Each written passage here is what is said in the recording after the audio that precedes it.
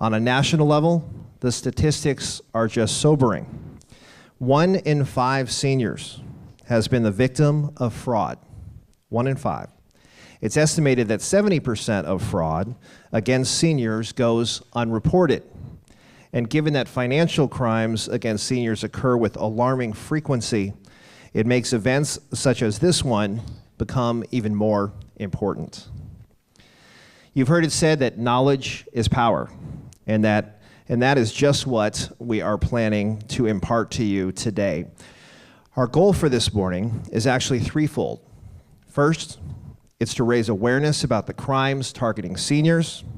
Secondly, we're going to teach you defensive strategies to help you guard against becoming a victim of fraud.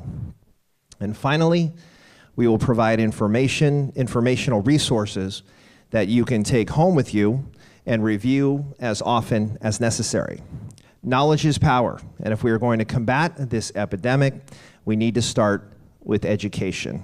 And that brings me to one of our featured guests today. It gives me great pleasure to introduce the facilitator of this morning's event, Jane Kreidler. Jane began her state career in 1981 and has held positions with the California Highway Patrol and the Department of Consumer Affairs. In May 2011, she joined the Contractor State License Board's Public Affairs Office. As their outreach coordinator, she oversees programs like the Senior Scam Stopper seminar, which we are having today, and she oversees that throughout the state of California. It's my pleasure to introduce Jane Kreidler. Thank you, Assemblymember Mullen. These are my stomping grounds. I grew up here. I grew up in Daly City, went to high school at El Camino High in South City, so it's good to be back. So hopefully we're going to be back a lot. I really appreciate Assemblymember Kevin Mullen. This is actually the second one that we've done with him because he co-hosted another one. How many of you were in Redwood City at the Senior Scam Stopper not too long ago? Some of you look familiar, so I thought maybe you were there. But we're really excited, and I want to thank the city of Millbrae, and this is just a beautiful room that they've allowed us to have this in, and Supervisor Dave Pine. I want to get started, but first I want to tell you that the reason that one of the reasons that we have these senior scam stoppers is because that for me, for our department, the Contractor State License Board, home repair fraud is so rampant and so expensive. I'm sure that you know that anytime you do any kind of home repair, it's pricey, isn't it? So we would like to try to warn you, try to protect you, try to help you on how to hire a contractor. So why are you the #1 targeted group for fraud? Why is that? I know. Why do you do that? Why do you trust people? Because you grew up in a different era, right? Where a handshake and you looked someone in the eye. We don't look people in the eye anymore, do we? The handshake sealed the deal. And unfortunately, we don't live in that kind of society anymore, and I wish that we still did. But you can't trust people. Stranger danger. Anybody you don't know, right? We tell our kids, don't talk to strangers. We also should not be talking to strangers, okay? Why else do they target you? Money. Money. You have the money, right? You've worked hard all your life. You have a little nest egg or a big one. How many homeowners do we have here? That is money. You've got money. You have a home, you have money. And I think you started to say maybe you're vulnerable or memory loss or something. They're hoping you have it. I had a gentleman the other day at one of these senior scam stoppers who said, I keep getting a call from a contractor, and he said to me, remember I called you last year and you told me to call you back. He said, I never told him to call me back, but he's hoping that you didn't remember that. He did remember, so not a good thing for him. So let's go ahead and get into it. I have a lot of resources. We all do on our tables. There's more resources in here, but I'm going to be talking off of this very simple 10 tips card.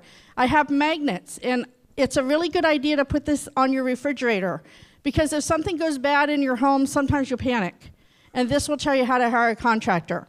So if you have a job that's $500 or more in labor and materials, you are required to hire a contractor, a licensed contractor, by law. There's lots of reasons why you want to hire a licensed contractor. They've taken the exam. They have the skills. So they're supposed to have the skills. They've taken the exam. We require them to have money in the bank so they can, run a business. If you're running a business, you need to have enough operating capital, don't you? So we require so much money in the bank. We also require they have a $12,500 bond with us so that if they do something that is wrong in your home, we can pull from that bond. We also require that they go through a criminal background check so that you are very fairly secure that somebody in your home has not, been in jail recently. We do stings and sweeps throughout the state every single week, and we catch people with criminal backgrounds. We just did one last week, and we caught 2 sex offenders. We caught somebody who had active warrants. We caught somebody who had been convicted for rape and murder. Okay, so they can't get a license. These people cannot, we're not going to give them a license. So we mostly get them off Craigslist. We get them other places also, but just be careful. And this is, the reason I'm telling you this is because the next thing I'm going to tell you is, no matter how you find your contractor, whether it's through word of mouth, the yellow pages, wherever, you need to interview at least 3. At least 3. And what you're going to do is you're going to show them what needs to be done, and they're going to give you a written estimate. And then what you're going to do is you're going to, when you're interviewing them, I blew this up big. This is what their license should look like. If it looks any different than this, they have made it up. So this is their license. Every piece of advertisement they have they are required to have their contractor's license on it. It's a 6-digit number. This is 1, 2, 3, 4, 5, 6. I don't know if anybody holds that number, but I made it up. On the back, you can pre-screen your contractors and have a place for you to do that. So have them show you their license. Okay, so after you've interviewed your contractors and you figure which one you might hire, you're going to call us. Now, how many of you like to surf the web? Web surfers. So a few of you. And you can go on our website, and that's fine. We're fine with that. But we have a call center. We really prefer that you call us. We'll tell you if that contractor has workers' compensation insurance, which is required if they have employees or are a roofer. We'll tell you the information that you need. We'll tell you if they're in good standing and if their license is active. Because can they tell you they have a good license? Is it true? You don't know unless you call us, right? So please call us.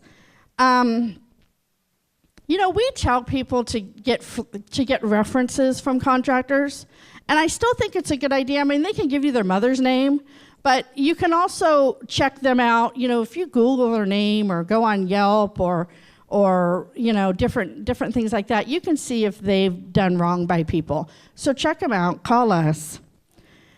Make sure that after you choose your contractor, that all the project expectations are in writing. You need a very, very detailed contract. The contract should start with who is pulling the permits, who should pull the permits. The contractor should. They deal with the building departments all the time, right? They should pull the permits. If a contractor says to you, I'll give you a discount if you pull the permits, I'd be very leery. So they're going to be pulling the permits. They're going to have the time schedule. When does the job start? When does it finish? They're also going to have the payment schedule. How much should you give a contractor as a down payment? Does anybody have any idea? 1/3. What did you say, ma'am? You said 1/3. $1,000 or 10%. You said 10%. $1,000 or 10%, whichever is less. So if your job is $30,000, what should you give the contractor as a down payment? Oh, you know what? You guys, mathematicians, very good. $3,000 is 10%, but $1,000 is less. So you're very good at math, but we don't want to go with the 10%. We want to go with the $1,000 instead. So, but now that doesn't mean that the next week you're going to give that contractor $29,000. You're going to pay as the job goes along, and in your contract, it's going to state that information. For example, you're going to pay after the contractor, if you're doing a kitchen remodel, after the contractor puts in the countertops, you'll pay for those. After the floor is done, you just pay as it goes along. Very important aspect is keeping all your information in a file. And I have job files back on my table. It has some information You know, it says, you know, the signed contract should be in here. Any change orders. Okay, never have a change order in a verbal agreement. Always have it in writing. You know, cancel checks, your bills, your invoices, anything, releases. So anything, you can just put it all in here. So please pick one up. Also in the contract should be, if that contractor is hiring any subcontractors, you want the names. You want to make sure they're licensed, and you want to make sure that the material supplier, the name of the material supplier is in the contract. Because if you pay the contractor and the contractor does not pay them, what can they do? They can file a lien on your home.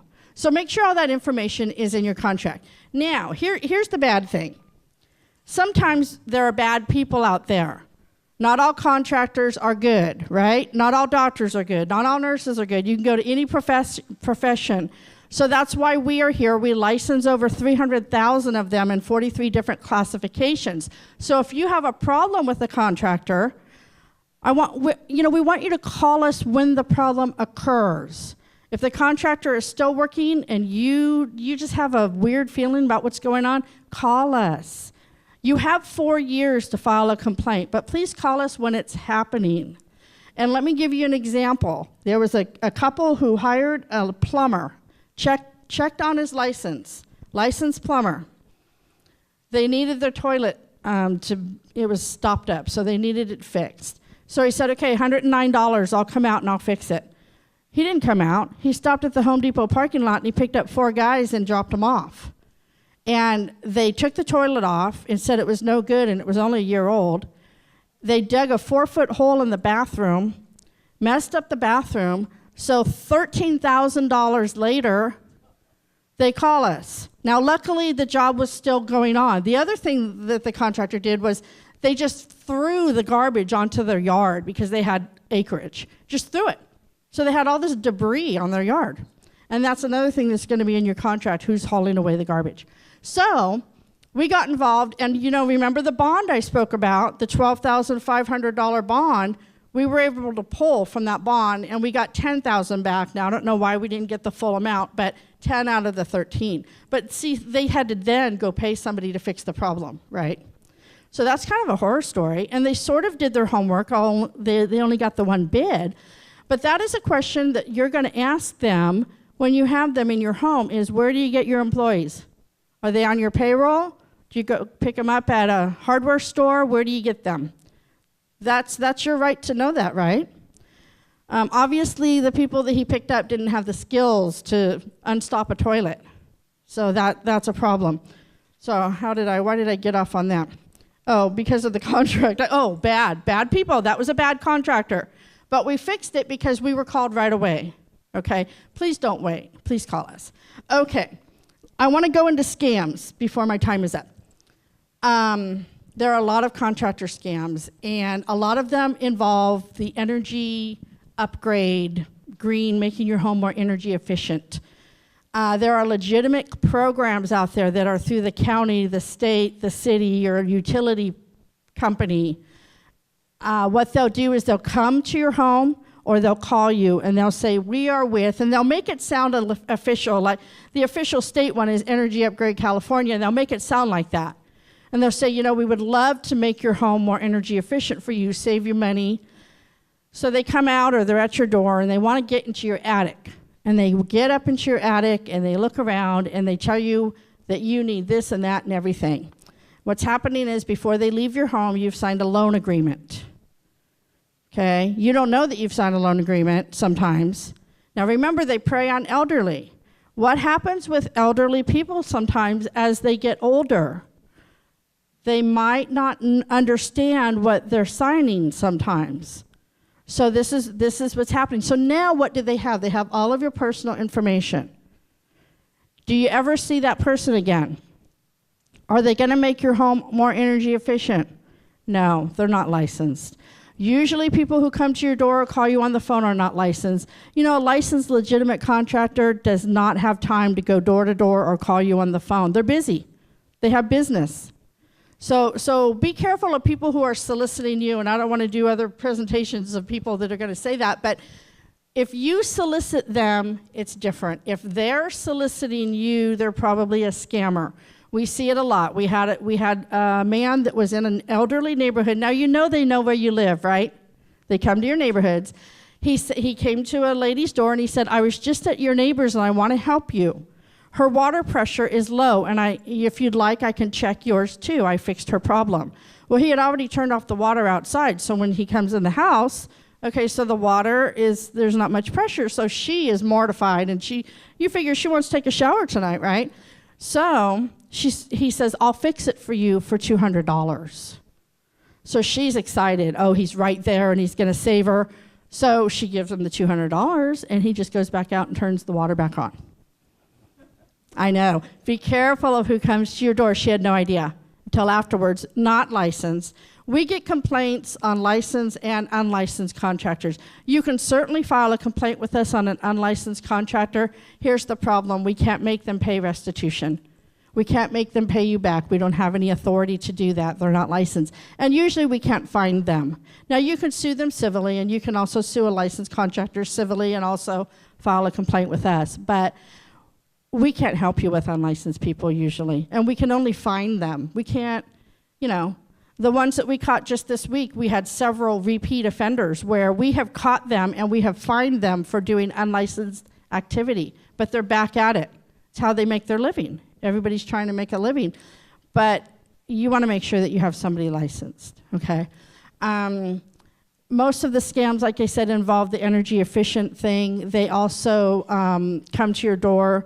They try to use strong arm tactics. They'll say, oh, your tree's hanging over your roof, winter's coming, I'll cut that down, I'll give you a deal. And they always ask for cash. And we never pay in cash, we always pay in checks. So you never pay in cash. And they'll say, if you don't have the money on you, I'll drive you to the bank, you don't even have to use your gas. That's happened. These are true stories.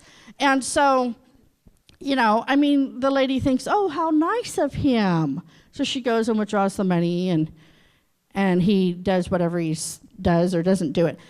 Pavement scams are huge, but they're coming to your door and they're saying, I have leftover materials, I'm in the neighborhood, I'll repave your driveway. Those are huge. They don't repave your driveway, and they only ask for cash, and they really intimidate you. So, our law enforcement friends tell us, don't open the door. Talk through the door to make sure that they know that you're home so they don't come in and go through the back, but just tell them, put your business card on the porch, and I will get back to you because I have to get 3 bids. I can't make a decision today. Tell them the Contractor State License Board told you I have to get 3 bids. I'll tell you a quick story, and then I'm going to pass it on. My husband, just love him, but he decided that he wanted to interview a painter.